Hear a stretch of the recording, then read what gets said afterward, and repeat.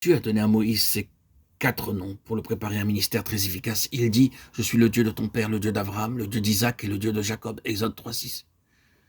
Dieu dit à Moïse, je suis celui qui suis. Et il ajouta, c'est ainsi que tu répondras aux enfants d'Israël, celui qui s'appelle je suis m'a envoyé vers vous. Exode 3,14.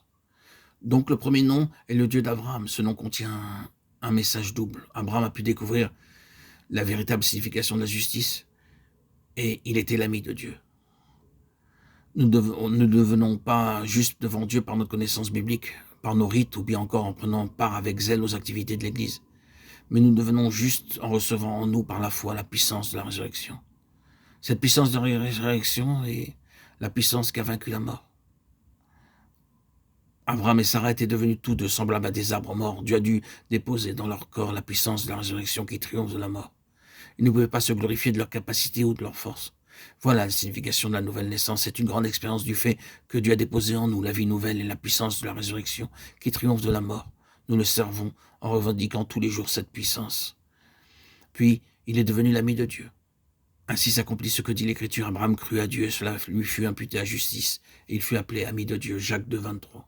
Le second nom que Dieu se donne est le Dieu d'Isaac. Isaac est un symbole de la résurrection. Il est un exemple vivant de la puissance de Dieu que l'on peut découvrir en chacun d'entre nous.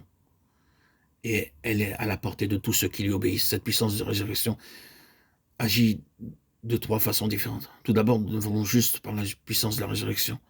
Le Seigneur Jésus a été livré pour nos offenses et il est ressuscité pour notre justification. Romains 4, 25. Ensuite, par la puissance de la résurrection, nous vaincons toutes nos épreuves et toutes nos tentations terrestres. Philippiens 3, 10, 14.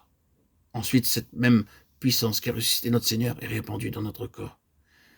Et si l'esprit de celui qui a ressuscité Jésus d'entre les morts habite en vous, celui qui a ressuscité Christ d'entre les morts rendra aussi la vie à vos corps mortels par son esprit qui habite en vous. Romains 8, 11. Le troisième nom qui lui fut donné est le Dieu de Jacob, Genèse 32, 26 à 29. Le Dieu de Jacob devint le Dieu d'Israël. Israël veut dire prince. Lorsque Dieu rencontra Jacob pour la première fois, il était rempli de crainte. Après avoir connu 22 années d'épreuves, il fut complètement transformé et il devint un prince de Dieu. Bien que nous ayons parlé à plusieurs reprises à propos de notre vocation céleste dans le Seigneur Jésus-Christ, à savoir être des rois pour l'éternité, cependant très peu entrent dans cette expérience. Au lieu de vivre comme des rois, nous vivons souvent comme des mendiants. Nous sommes pleins de crainte, de doute et d'anxiété, et nous n'avons pas de foi. Notre Dieu, qui est le Dieu de Jacob, nous a appelés à être des rois et des prêtres pour toujours dans son royaume céleste. Maintenant que nous sommes sur terre, nous sommes préparés à la royauté. Ceux qui sont rachetés et lavés par le précieux sang du Seigneur peuvent chanter le cantique de Apocalypse 5, 9, 10. Un jour, nous serons avec le Seigneur Jésus-Christ comme des rois célestes, comme ses collaborateurs à tout jamais. Ainsi, nous croyons du cœur ceci: mon Seigneur, mon Sauveur et mon Rédempteur m'a racheté par son sang précieux afin que je sois un roi pour lui et que je règne avec lui, en tout premier lieu pour 1000 ans sur terre et ensuite à tout jamais dans la création nouvelle. Nous devrions prier: Seigneur, je te remercie pour toute épreuve dans ma vie.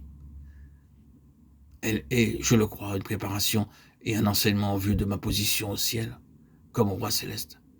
Si vous croyez vraiment cela, vous pouvez vaincre toute épreuve, toute difficulté, toute peine dans votre vie, et celles-ci agiront en profondeur pour vous préparer à ce royaume céleste. Le quatrième nom est « Je suis celui qui suis », Exode 3, 14. Cela veut dire « Le Seigneur ne changera jamais ». Il accomplira ce qu'il a dit, et ce qu'il a l'intention de faire, il le réalisera. Dieu n'est point un homme pour mentir, ni fils d'un homme pour se repentir. Ce qu'il a dit, ne le fera-t-il pas? Ce qu'il a déclaré, ne l'exécutera-t-il pas? Nombre 23, 19. Nous ne dépendons pas de notre courage ou de notre qualification, mais des promesses de Dieu, en les réclamant jour après jour. Pour devenir pour Dieu un serviteur utile et fécond, il vous faut connaître Dieu comme le Dieu d'Abraham et être son ami. Le connaître aussi comme le Dieu d'Isaac et apprendre à réclamer la puissance de sa résurrection pour tout besoin. Le connaître encore comme le Dieu de Jacob, étant préparé à traverser des épreuves terrestres en vue de la haute position d'un roi céleste. Que le « Je suis celui qui suis », le Dieu vivant et fidèle qui tient ses promesses, nous rende, frères et sœurs en Christ, bien-aimés, tous plus utiles et plus féconds dans son ministère.